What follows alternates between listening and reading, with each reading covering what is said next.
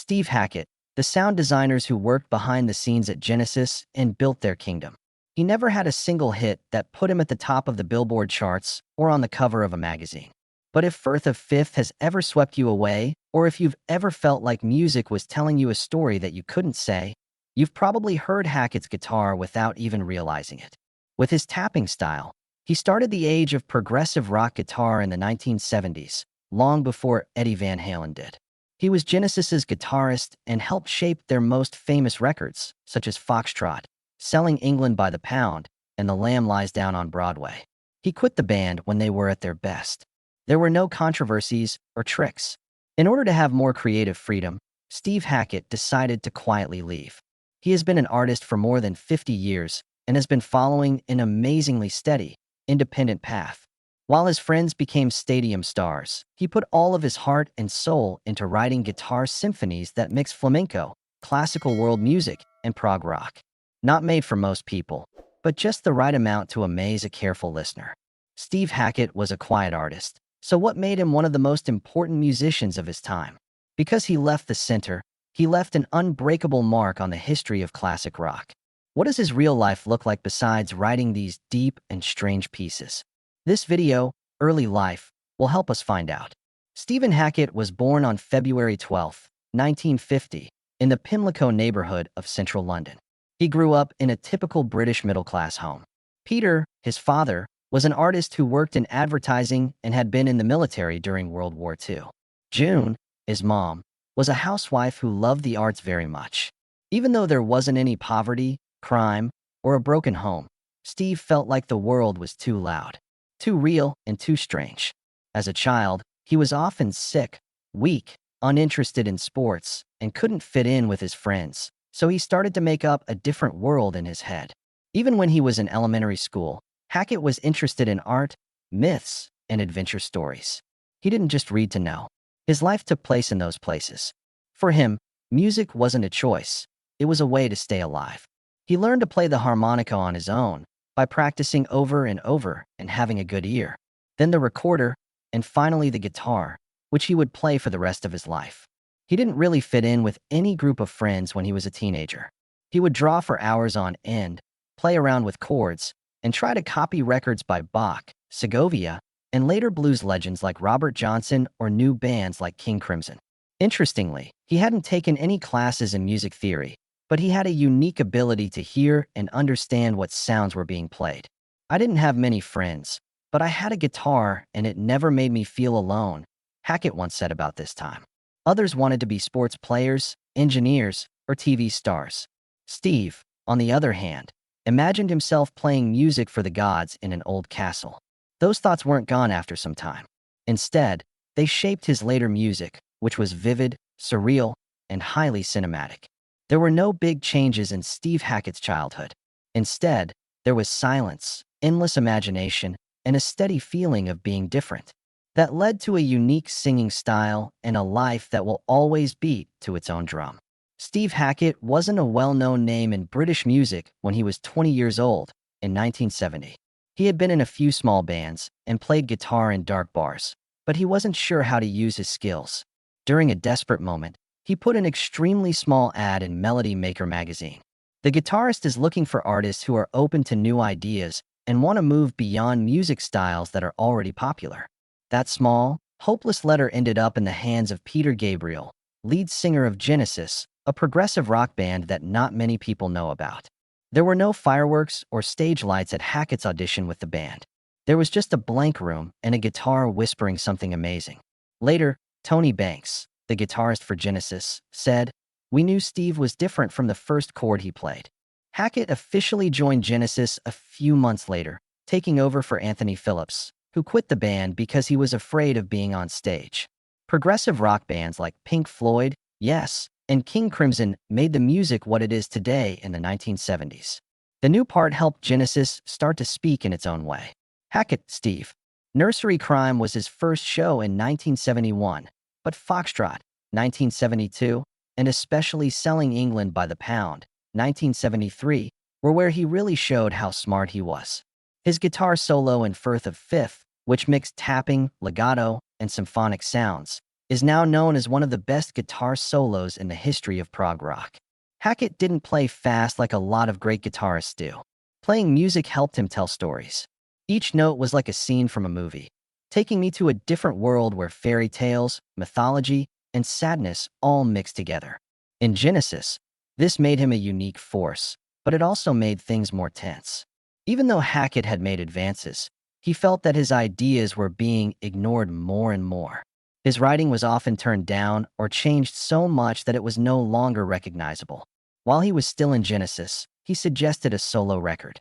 When Voyage of the Acolyte came out in 1975 and got good reviews, it caused problems within the band. It was clear that Phil Collins and Mike Rutherford didn't like Hackett's decision to go independent. So, after finishing the record Wind and Wuthering in 1977, Steve Hackett chose to leave Genesis. This is a short message to the band. There will be no drama or farewell trip. I need room to free my mind and be creative. Leaving a band that was about to become famous was a big step. But that moment also showed what kind of artist Hackett really was. One who never gave up and always trusted his own path. That's when he started his real job, a successful career. In 1977, when Steve Hackett quit Genesis, he didn't just quit a band. He quit a golden age that every rock singer dreams of being a part of. At that point in time, Genesis was on its way to becoming a huge hit in the public. But Hackett, who was born to be an artist, didn't want to become just another part of a machine that was moving quickly. He wanted to be creative without limits. He was willing to give up fame to keep his artistic spirit alive. In fact, Voyage of the Acolyte, 1975, his first album by himself, was made while he was still with Genesis. But Hackett didn't really find his own voice until after he left. A lot of people think this is one of the best solo progressive rock records from the 1970s. It's a fantastical symphony that was both cinematic and personal. It was the start of something bigger. Steve Hackett stayed true to progressive rock in the 1980s, when many other acts either moved toward pop music or died out. Some of the records he put out are Spectral Mornings, 1979, Defector, 1980, and Highly Strung, 1983. Each is an adventurous sound project. He mixed flamenco, folk, and electronic rock with classical music to make sounds that didn't fit into any one genre. Hackett stood out in a music world that was becoming more popular, but no one else could do it. He joined Steve Howe of Yes to make the band GTR in 1986, which came as a surprise. The song, When the Heart Rules the Mind, made it into the Billboard Top 20 from their first album, which was more mainstream. This was Hackett's first experience with big-time success in the United States. But after only a year, he left the group. For what reason? He didn't want to write to meet a goal or become a watered-down version of himself. After that, Hackett went his own way on his own. He made his own record label, created his own albums, and planned his own tours. Some projects, like To Watch the Storms, Out of the Tunnel's Mouth, and Beyond the Shrouded Horizon, got good reviews, but they didn't show up on popular radio or TV very often. Not losing his fans is what's amazing. Instead, he built a loyal group of people who didn't just listen to music for fun, but to really understand it. In 1996, Hackett started the Genesis Revisited series, which was an effort to bring Genesis's old works back to life through a current lens. Songs like Watcher of the Skies and Dancing with the Moonlit Night were brought back to life in a whole new way with a new band, better musicians, and more adult feelings. Hackett went on over 25 years of Genesis Revisited tours that took him all over the world and taught a new generation of listeners about his important part in Genesis history. In 2024, when he was 74 years old, he released The Circus and the Night Whale, a record with a story about a young man named Traveler who goes into a magical world, faces darkness, and finds out who he really is. So many people see it as Hackett's musical autobiography, his last statement that he has never left his passion, only decided to go slower, deeper, and more honestly. Stephen Hackett has always been there, in every note he's ever played. He never needed the attention to leave his mark. His work shows a simple truth that is rarely lived out. It's not necessary for art to be simple. Nevertheless, it must be true. Hackett has been completely true to his personal life for all of his life. If Steve Hackett's work is like a symphony that moves between styles and feelings, then his personal life is like a soft melody, not loud, but full of painful low notes. There are no scandalous affairs, drug scandals, or public money fights. His personal life was never covered in the tabloids. However, that doesn't mean it wasn't interrupted by bad luck. Kim Poor, his first wife, was not only his life partner, but also a close professional partner. When they met, Hackett was just starting out as a single artist in the late 1970s. Hackett's music had a dreamlike and richly imaginative visual identity, thanks to the work of Brazilian painter Kim, who made most of his record covers for more than 20 years. A few creative couples in rock were thought to exist, where art wasn't just a hobby, but a deep connection between two minds. But, after being married for more than 20 years, they split up quietly. Court battles and tell-all talks with the press were avoided. Just like Steve Hackett left Genesis, they disappeared from each other's lives without a fuss or public sadness, but not without leaving behind emotional scars. He said that the breakup was a painful time for him that he could only get through by listening to music. In fact, the tone of his next songs was more reflective and sad, as if having a conversation with himself without words. After Hackett split, he met Jo Lehman, who would become his second wife and write the lyrics for many of his songs after 2009. Jo didn't spend much time in front of the cameras, and he and Kim Poor weren't quite the artist couple image he had. She was very important in getting Hackett's emotions and artistic spirit back on track, though. They made music together, went on tours, and lived a quiet, grounded life together, feeling like Hackett had finally found a safe harbor after years of mental drift. Steve Hackett does not have any children, which is another interesting fact about him. He once said in an interview that he put so much into music that he didn't have time to be a dad. Not because he didn't want to, but because he knew that being fully present for a child's upbringing was something he couldn't give while on tour all the time and recording for months at a time. There are no scandals, betrayals, or publicity moves in Hackett's private life. It is calm and quiet, but he is deeply thoughtful and unwavering. In a world where artists often have to give up love to be successful, Hackett decided to let love fuel his art. As a result, every note he plays holds the memory of love shared, pain endured, and truths never spoken aloud. Legacy and power. When people talk about the history of classic rock, Steve Hackett's name is often mentioned after names like Jimmy Page, David Gilmour, or Ritchie Blackmore. Hackett isn't just a figure from the past for people who really understand progressive rock, though. He was the first person to use a whole new language on the guitar. Peaceful, vague, three-dimensional, and strange. One of the most important things he did was create the two-handed tapping method, which was first recorded in the early 1970s, long before Eddie Van Halen made it famous all over the world. Hackett used tapping, legato, and cello-like phrases in his famous solo on Firth of Fifth, changed the guitar from a screaming machine to a tool for telling stories. He didn't try to become a guitar hero. Instead, he became a quiet hero who people looked up to. In the past, Brian May of Queen said that Hackett brought polished beauty to progressive guitar, and Steve Rothery of Marillion said that he was a guiding light. Hackett had a big impact on the structure and harmonic thought of bands like Dream Theater, Opeth, Riverside, and Steven Wilson. What makes Hackett truly special is the world he builds through music, not just his technique. Hackett's work doesn't fit into a single form, so no one can exactly describe it. Classical music from Europe, folk music from South America, raw blues, and computer rock are all mixed together, all through a soul that is always thinking about itself, being curious, and changing. A big part of his memory is also how much he loved art. Many of his friends followed the latest trends, but Hackett stayed true to himself, even if it meant the business market fell behind him. But because he didn't give up, he became an untouchable hero for people who really love progressive rock. Still did full 10-minute epics when he was in his 60s. He put out new records in his 70s not to show that he was still alive, but because he still had something to say. He is now 74 years old, but he still tours non-stop, seeing Genesis revisited as a way to reclaim his proper place in the band's history. Genesis became a member of the Rock and Roll Hall of Fame in 2010. Steve Hackett, who was no longer in the band, walked out on stage to accept the award and was met by a wave of applause from the crowd. But for Hackett, awards were never the most important thing.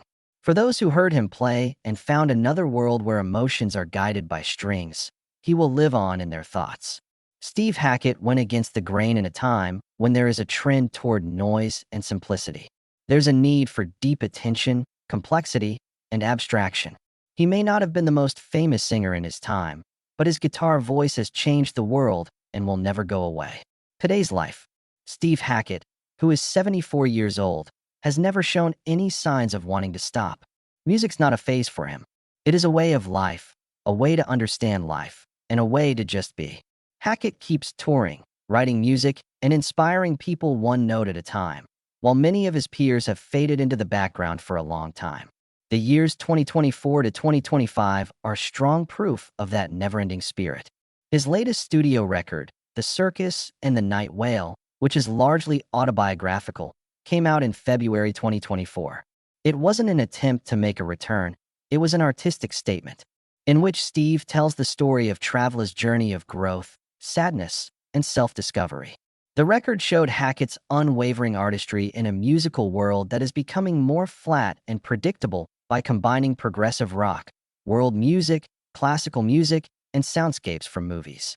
He also started the Genesis Greats, Lamb Highlights, and Solo Tour, which ran from 2024 to late 2025 and went with his new songs. The tour is more than just a party for Broadway's 50th anniversary. It's a statement of purpose. Hackett does not go back to the past just to feel nostalgic. He gives it new life by adding new feelings, modern energy, and listeners from a new age. The tour, which went through Europe, Japan, and North America and sold out many places well in advance, shows that he is still very popular with progressive rock fans around the world. Along with the tour, Hackett also played at the Cruise to the Edge event in April 2025, which was a music cruise for Prog fans. He met fans, told stories, and led sessions on music and creativity. These days, Steve Hackett's life isn't about fame or drama. He lives with his wife, Jo Lehman, in England and writes songs, goes for walks, reads, and plays the guitar as a way to relax. He often posts behind-the-scenes tour videos, random studio moments, and philosophical thoughts on social media. Despite everything, he stays true to himself as an artist who is never flashy but always deep. Someone who doesn't follow fads and stays close to his fans' hearts. Bronchitis in 2024 made him have to cancel a show in Phoenix. But only a few weeks later, he was back on stage in fine form, a quiet warning to his fans that age, illness, or life events can never take away true passion. These days, Steve Hackett isn't trying to stay young or live in the past. He goes through life at his own pace, which is slow and thoughtful, but always moving. That may be the best way to tell if someone is a great artist. They don't need to hit new heights. They just need to keep climbing. Steve Hackett was never first or foremost in the spotlight. He didn't need flashy clothes, issues that made the news, or #1 songs to make his name known. While he was playing, he quietly made his place in music history as a master storyteller with every note he played and every complex and emotional arrangement. With strings, quiet, and a strong belief in what they believe. She didn't take the easy way for more than 50 years. He left a band that was at the top of its game to be free to be artistic. Instead of writing business formulas, he wrote long, complicated pieces that weren't always easy to understand but were always true. As long as he didn't betray himself, he was okay with being forgotten or underrated. They weren't just picking an artist. It showed that the person really knew what was important in life. Who you are. Numbers and prizes aren't what Hackett left behind. It's alive in the small way he's influenced other artists. In his stability as times changed. He thinks that music shouldn't follow trends. Feelings are all that's needed. Many well-known people have faded or lost their way, but Hackett is still around. He's been on tour, putting out albums, and writing songs that he wrote 50 years ago with new energy. How do you feel about Steve Hackett's long and unique artistic journey? It's not about holding on to the past, but about showing that true values never go out of style if you're brave enough to live them fully. Which one of his works has affected you the most? Tell us what you think in the comments. And don't forget to like and follow if you want to read more about artists who live real, deep, and long lives with music. Enjoy your time off, and we'll see you soon.